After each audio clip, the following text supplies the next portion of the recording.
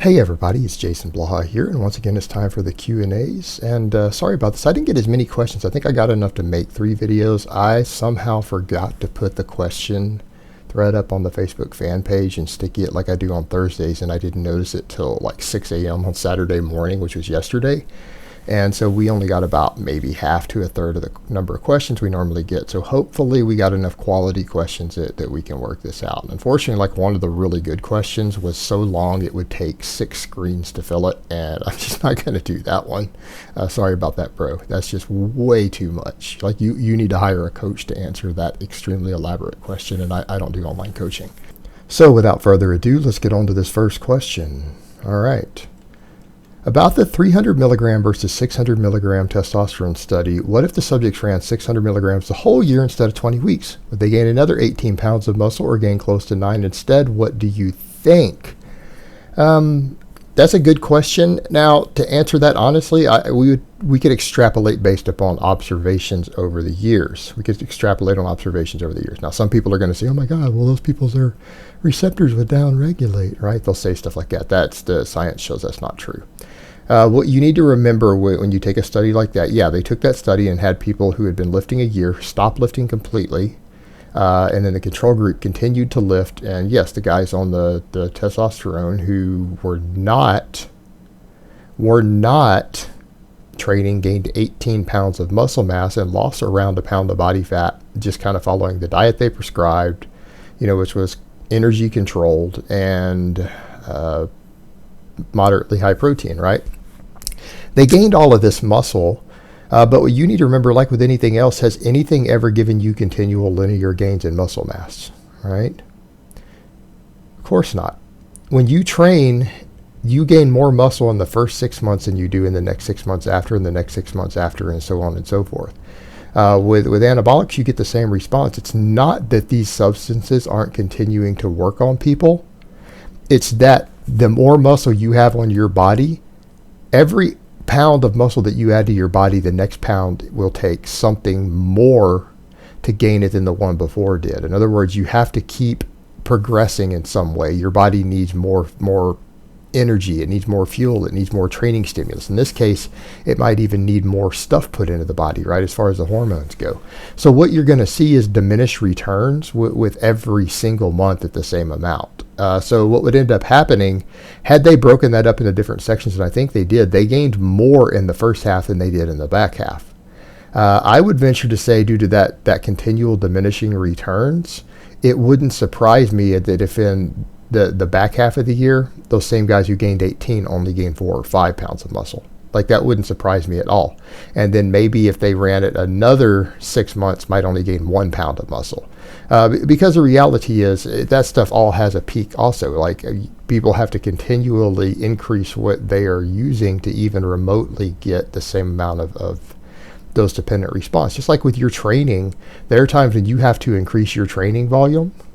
Right? There are times when you have to double your training volume to even gain a fifth of what you gained in the same time period a couple years earlier if you've been training consistently, right?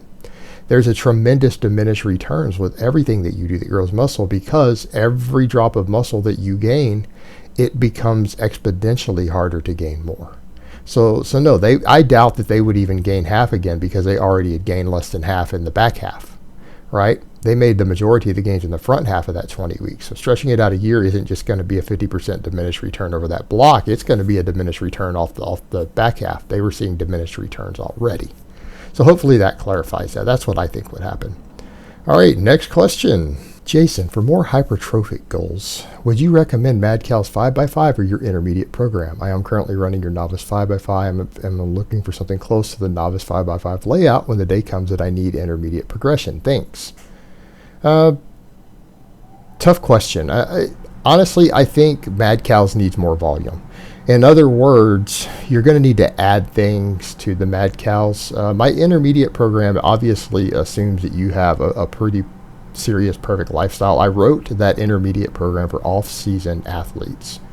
Usually athletes have plenty of recovery. They have plenty of free time in order to recover and everything else. So you need to make sure, if you're going to run that program, that you're in that situation, because you need to keep that in mind. I mean, I've got you doing up to 5 sets of squats with a lot of volume and deadlifts on top of that twice a week. Then you have all the accessories and other stuff you add in. I mean, there's a fair amount of volume there. Yes, that is kind of a maximum hypertrophy program set up in linear periodization.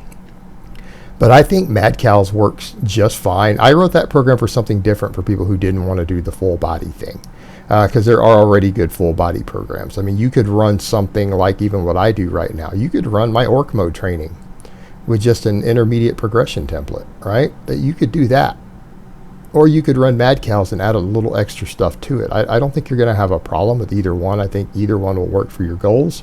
And if you're wanting to go more full body, look, you could take Madcow's, add some stuff to it.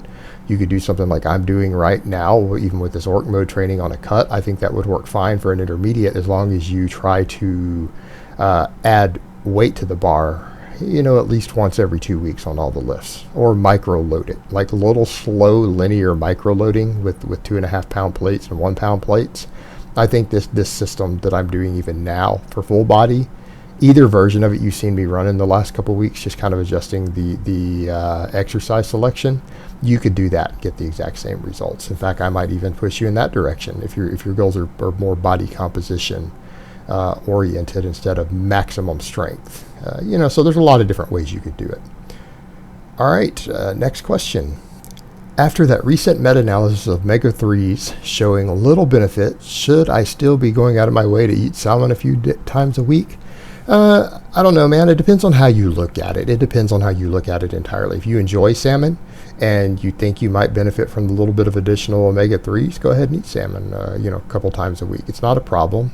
Just again, make sure you're aware of the total mercury intake of any fish and stuff you're eating these days.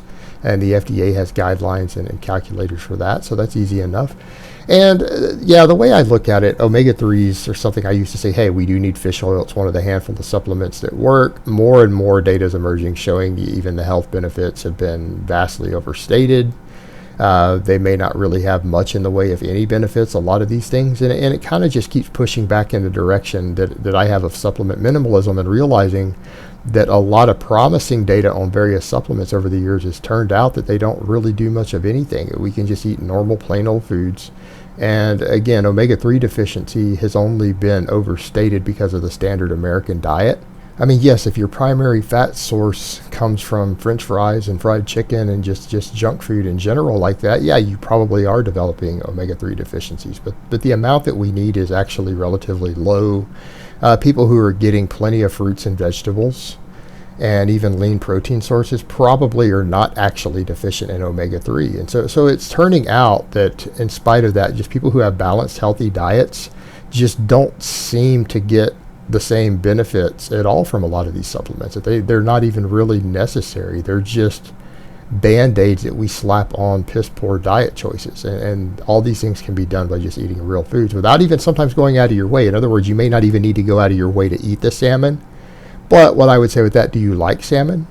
Omega-3 fats from salmon are a perfectly healthy source of calories. It's a good source of protein. If you happen to enjoy eating salmon, then yeah, by all means carry on. But I would say if you eat a balanced diet with whole foods and you're getting plenty of veggies and other stuff, you may not really see any health benefits from that salmon, but there's nothing wrong with it as a protein and fat source. So if you enjoy it, by all means carry on, right? By all means carry on. All right, next question. Hey coach, after seeing the study on quality reps you posted some time ago, I kept wondering, is there any reason why going over 5 reps ever? Apart from GPP and conditioning, if you want to get the most out of your time, why would someone do more than 5 reps? Wouldn't they just be wasting energy and time? I know it's hard to get 3 to 5 sets of 5 reps with your 5 rep max, so maybe you would use your 6 or maybe even 7 rep max on the sets across, but 10, 12 reps, etc. Why? LOL, why high reps are boring AF nonetheless. Cheers. No, I agree. High reps are boring. And barring just needing to use a lighter weight, like let's say my cheek curls, I might eventually drop down to 6s and try to get failure with 6s because you'll get the same response. That's what it comes down to. The reason higher rep sets are easier is because it's easier to sometimes reach muscle failure safely. And let's say you're using your 6 rep max for 5 rep sets. You're probably only getting 4 quality reps. So in other words, if you could hit failure with a 10 rep set, you're getting 5 quality reps off of one set instead of 4. So you could get away with, 4 sets instead of 5 to get the same hypertrophic response. So that's what it comes down to. But I mean, from an efficiency perspective, if you can get within 1 rep of failure, I would tend to agree there may not be any real point in going over 5 reps. It may not be the best use of your time, other than just you happen to enjoy the higher reps. Again, barring some lighter exercise that you're a little worried about going too heavy on due to possible injuries, such as some isolation type movements and things like that. So it's a valid question when you look at that data. You're right, because again, we're starting to see all this other data emerging when volume is equated. Heavy or low reps and stuff give the exact same amount of muscle growth, but they produce slightly better strength. So again, a valid point. And there's a reason you see me doing 5s. I'm cutting right now and trying to hold on to muscle, so I've gone up to 5s. But you don't really see me going much beyond that other than my cheat curls, right? Occasionally you saw dips go to 7. So yeah, I tend to agree from a logical perspective. It's a matter of personal preference ultimately, but from an efficiency perspective, you're right, and I tend to agree, and I do kind of fall in line with that philosophy with my own personal training. All right, guys, well, that's really all I have to say on that today. I hope it's been informative, and I will talk to you guys next time in part 2.